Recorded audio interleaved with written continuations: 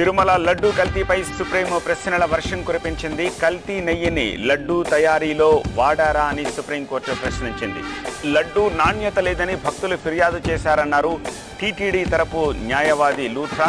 తయారైన లడ్డూలను టెస్టింగ్కు పంపించారా అని సుప్రీంకోర్టు అడిగింది. అనుమానం ఉంటే రెండో అభిప్రాయం తీసుకుంటాం కదా అని సుప్రీం అంది. తిరస్కరించిన నెయ్యిలో మీరు చెప్పిన అవశేషాలు ఉన్నాయా అని సుప్రీం ప్రశ్నించింది. విచారణ పూర్తి కాకముందే కల్తీపై ప్రకటనలు భక్తుల మనోభావాలను దెబ్బతీస్తాయింది సుప్రీం.